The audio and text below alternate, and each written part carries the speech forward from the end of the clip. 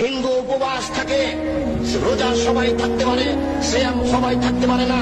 সূর্য ওঠার পূর্ব থেকে ফজরের আজান থেকে নিয়ে সূর্য ডোবা পর্যন্ত খাওয়া পান করা যাবতীয় অপছন্দ কথা ও কর্ম থেকে বিরত থাকার নাম হচ্ছে সিয়াম।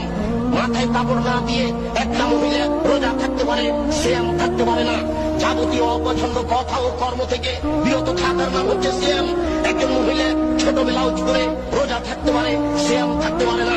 একজন ব্যবসায়ী মিথ্যা কথা বলে ব্যবসা করে রোজা থাকতে পারে, সিয়াম থাকতে পারে না। সিয়াম মানে হচ্ছে বিরত থাকা, আর রোজা মানে হচ্ছে উপবাস থাকা।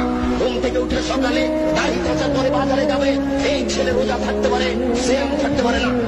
সম্ভব হতে পারে না। শরীয়তের হুকুম নয়, শরীয়ত ব্যক্তিগত ইচ্ছে চলে না, সে তার নিজের গতিতে চলে।